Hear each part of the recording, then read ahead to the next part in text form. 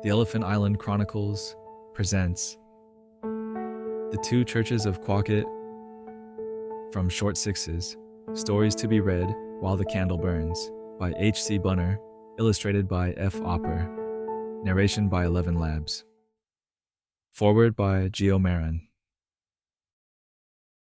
In the charming tradition of American regional storytelling, The Two Churches of Quawket by H.C. Bunner offers a delightful lens into the peculiarities of small-town life, a world where the mundane is rendered extraordinary through the keen eyes of a satirist. Originally penned during the late 19th century, the tale embodies Bunner's remarkable ability to distill humor and humanity from the rivalries and rituals of everyday people. The story is a testament to Bunner's mastery of the short form, a genre he elevated with his sharp wit and warm irony. It introduces readers to Quawket, a fictional New England village divided not by geography, but by faith, with its Episcopal and Congregationalist churches standing as symbols of friendly and sometimes not so friendly competition. Through his vivid characters and sparkling prose, Bunner explores the nuances of community dynamics, shining a light on the universal themes of pride, reconciliation, and the search for common ground. What sets Bunner apart is his profound empathy for his characters. He gently pokes fun at their foibles but never derides them, crafting a narrative that is as heartwarming as it is humorous. This delicate balance makes The Two Churches of Quawket not merely a story of its time, but a timeless exploration of human nature. Whether you're a lover of classic literature, an admirer of satire, or simply a curious reader seeking an escape into a world both familiar and quaintly foreign, this story promises to enchant, entertain, and perhaps even provoke a knowing smile. Let us step into the village of Quawket, where the ringing of church bells and the occasional clash of wills create a symphony of life worth savoring. Gio Marin, The Two Churches of Quawket, by H.C. Bunner. The Reverend Colton M. Pursley of Quawket, commonly pronounced Quawket, looked out of his study window over a remarkably pretty New England prospect, stroked his thin grayish side whiskers, and sighed deeply. He was a pale, sober, ill-dressed Congregationalist minister of 42 or 3. He had eyes of willow-pattern blue, a large nose, and a large mouth, with a smile of forced amiability in the corners. He was amiable, perfectly amiable and innocuous, but that smile sometimes made people with a strong sense of humor want to kill him. The smile lingered even while he sighed. Mr. Pursley's house was set upon a hill, although it was a modest abode. From his window he looked down one of those splendid streets that are the pride and glory of old towns in New England.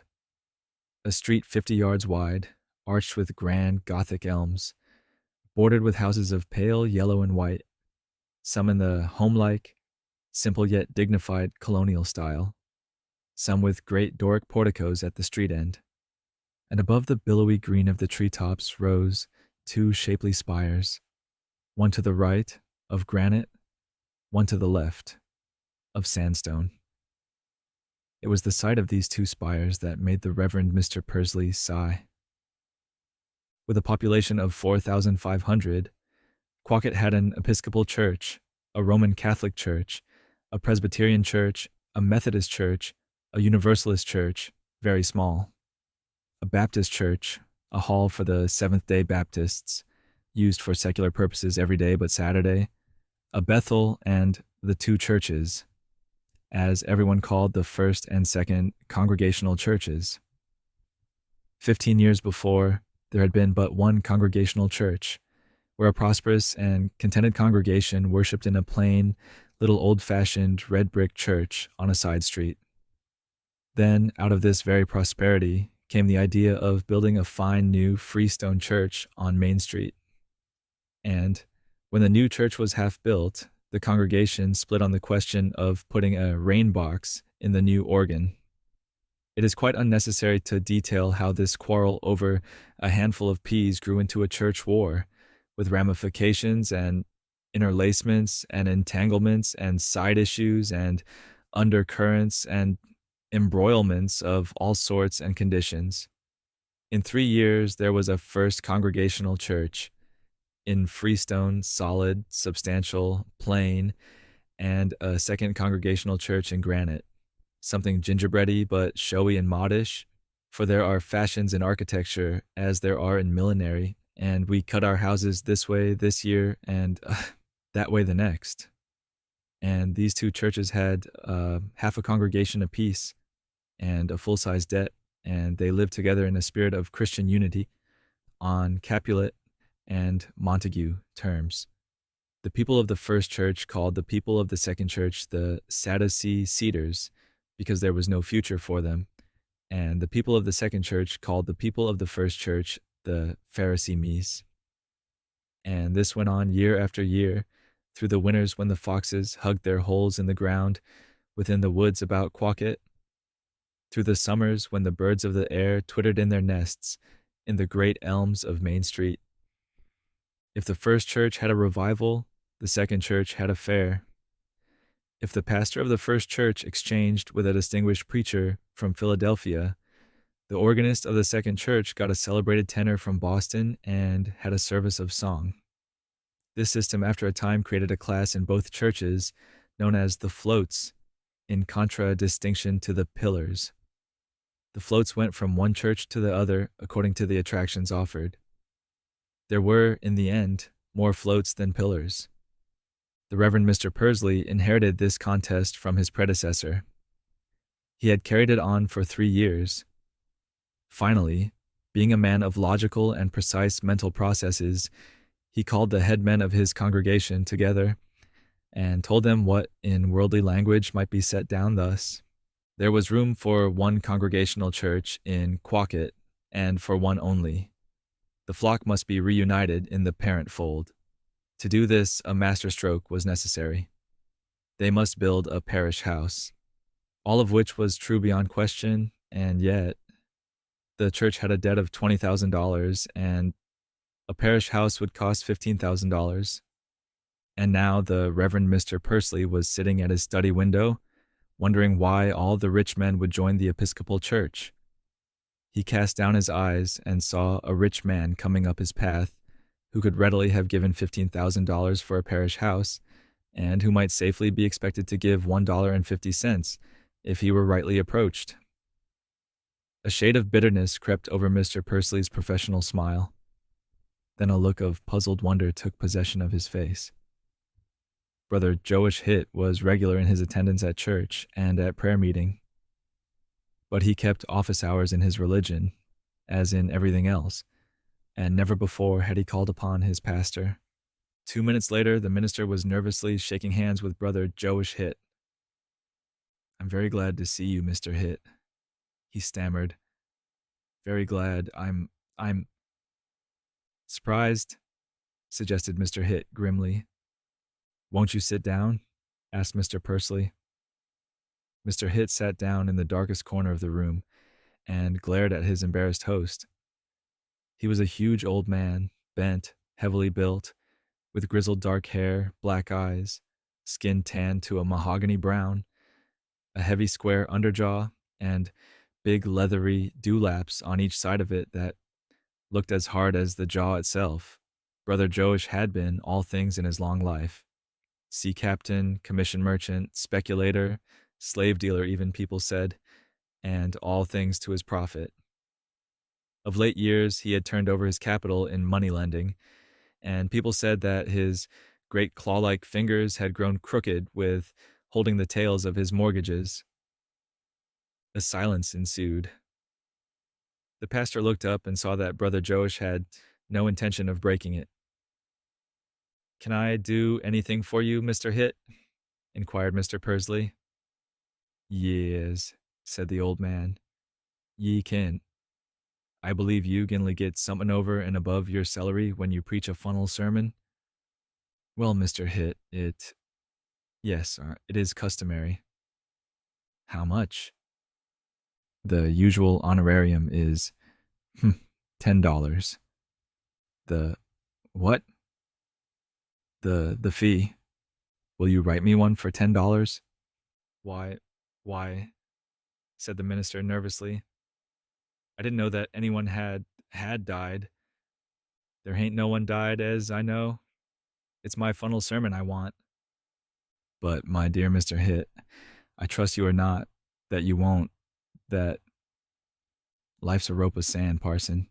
You'd ought to know that, nor we don't none of us know when it's gonna fetch loosed. I'm most 90 now, and I don't call late to get no younger. Well, said Mr. Pursley, faintly smiling, when the time does come. No, sir, interrupted Mr. Hitt with emphasis. When the time doos come, I won't have no use for it. Ain't no sense in the way most folks is buried. What's the use of putting a man into a mahogany coffin with a silver plate big's a dishpan and preaching a funnel sermon over him and costing his estate good money when he's only a poor deef, dumb blind fool corpse, and don't get no good of it? Nay, I've been to the undertaker's and had my coffin made under my own supervision. Good wood, straight grain, no knots, nothing fancy but durable. I've had my tombstone cut and chose my text to put onto it. We brung nothing into the world, and it is certain we can take nothing out. And now I want my funnel sermon, just as the other folks is going to hear it who don't pay nothing for it. Can you have it ready for me this day week? I suppose so, said Mr. Pursley weakly. I'll call for it, said the old man. Hearing some talk about a parish house, didn't I? Yes, began Mr. Pursley, his face lighting up. "'Tain't no sech a bad idee," remarked Brother Joash. "Wall, good day." And he walked off before the minister could say anything more. 1 week later, Mr. Pursley again sat in his study, looking at Brother Joash, who had a second time settled himself in the dark corner. It had been a terrible week for Mr. Pursley. He and his conscience and his dream of the parish house had been shut up together working over that sermon and waging a war of compromises. The casualties in this war were all on the side of the conscience. "Read it," commanded Brother Joash. The minister grew pale. This was more than he had expected. He grew pale and then red and then pale again. "Go ahead," said Brother Joash. "Brethren," began Mr. Pursley, and then he stopped short. His pulpit voice sounded strange in his little study. "Go ahead," said Brother Joash. "We are gathered together here today to pay a last tribute of respect and affection." There was a sound like the report of a small pistol. Mr. Pursley looked up. Brother Joash regarded him with stern intentness.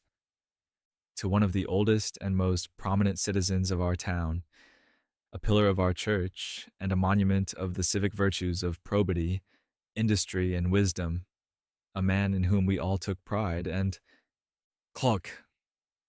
Mr. Pursley looked up more quickly this time, and a faint suggestion of an expression just vanishing from Mr. Hitt's lips awakened in his unsuspicious breast a horrible suspicion that Brother Joash had chuckled.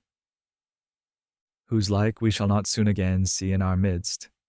The children on the streets will miss his familiar face." "Say," broke in Brother Joash, "how'd it be for a delegation of children to follow the remains with flowers or somethin'?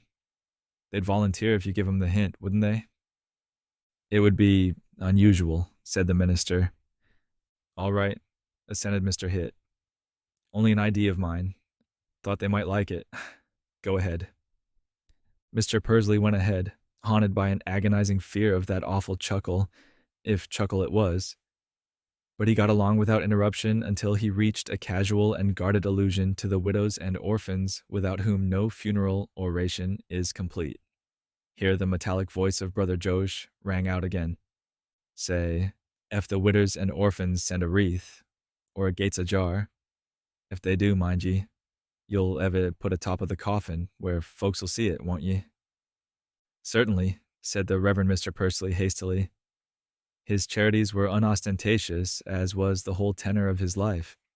In these days of spendthrift extravagance, our young men may well say. Brother Joash broke in once more. If anyone was to get up right there and say that I was the derndest, meanest, miserly, penurious, parsimonious old hunks in Quawket, you wouldn't let him talk like that, would you? Unquestionably not, Mr. Hitt, said the minister in horror. Thought not. Only that's what I hearn one of your deacons say about me the other day. Didn't know I hearn him, but I did. I thought you wouldn't allow no such talk as that. Go ahead. I must ask you, Mr. Hitt, Mr. Pursley said, perspiring at every pore, to refrain from interruptions, or I really cannot continue. All right, returned Mr. Hitt with perfect calmness. Contenor. Mr. Pursley continued to the bitter end, with no further interruption that called for remonstrance. There were soft, inarticulate sounds that seemed to him to come from Brother Joash's dark corner, but it might have been the birds in the Ampelopsis veitchi that covered the house. Brother Joash expressed no opinion, good or ill, of the address. He paid his $10 in $1 bills and took his receipt. But as the anxious minister followed him to the door, he turned suddenly and said, "You was talking about a parish house." "Yes." "Can you keep a secret?" "I hope so. Yes, certainly, Mr. Hitt." "There'll be one." "I feel," said the Reverend Mr. Pursley to his wife, "as if I had carried every stone of that parish house on my shoulders and put it in its place. Can you make me a cup of tea, my dear?"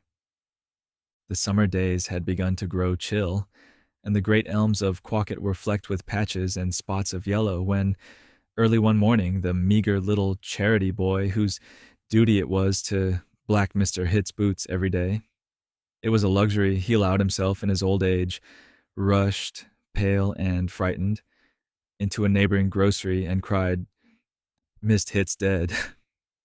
"Guess not," said the grocer doubtfully. "Brother Hitt's got the Old Nick's agency for Quawket, and I ain't heard that he's been discharged for inattention to duty." "He's layin' there smilin'," said the boy. "Smilin'," repeated the grocer. "Guess I better go and see." In very truth, Brother Joash lay there in his bed, dead and cold, with a smile on his hard old lips, the first he had ever worn, and a most sardonic and discomforting smile it was. The Reverend Mr. Pursley read Mr. Hitt's funeral address for the second time, in the First Congregational Church of Quawket. Every seat was filled, every ear was attentive. He stood on the platform, and below him, supported on decorously covered trestles, stood the coffin that enclosed all that was mortal of Brother Joash Hitt. Mr. Pursley read with his face immovably set on the line of the clock in the middle of the choir gallery railing. He did not dare to look down at the sardonic smile in the coffin below him. He did not dare to let his eye wander to the dark left-hand corner of the church, remembering the dark left-hand corner of his own study. And as he repeated each complimentary, obsequious, flattering platitude, a hideous, hysterical fear grew stronger and stronger within him, that suddenly he would be struck dumb by the cluck of that mirthless chuckle that had sounded so much like a pistol shot. His voice was hardly audible in the benediction. The streets of Quawket were at their gayest and brightest when the mourners drove home from the cemetery at the close of the noontide hour. The mourners were principally the deacons and elders of the First Church. The Reverend Mr. Pursley lay back in his seat, with a pleasing yet fatigued consciousness of duty performed and martyrdom achieved. He was exhausted, but humbly happy. As they drove along, he looked with a speculative eye on one or two eligible sites for the parish house. His companion in the carriage was Mr. Uriel Hankinson, Brother Joash's lawyer, whose entire character had been aptly summed up by one of his fellow citizens in conferring on him the designation of "a little Joash for 1 cent." "Parson," said Mr. Hankinson, breaking a long silence, "that was a first-rate oration you made." "I'm glad to hear you say so," replied Mr. Pursley, his chronic smile broadening. "You treated the deceased right handsome, considerin'," went on the lawyer Hankinson. Considering what? Inquired Mr. Pursley in surprise. Considering, considering, replied Mr. Hankinson with a wave of his hand. You must feel to be real disappointed about the parish house, I should suppose. The parish house, repeated the Reverend Mr. Pursley, with a cold chill at his heart, but with dignity in his voice. You may not be aware, Mr. Hankinson, that I have Mr. Hitt's promise that we should have a parish house. And Mr. Hitt was a man of his word. This conclusion sounded to his own ears a trifle lame and impotent. Guess you had his promise that there should be a parish house, corrected the lawyer, with a chuckle that might have been a faint echo of Brother Joash's. Well, the second church gets it. I drawed his will. Good day, parson. I'll light here. Air's kinda cold, ain't it? The end. From all of us here at the Elephant Island Chronicles, we hope you have enjoyed this classic short story by H.C. Bunner. Until next time, stay curious.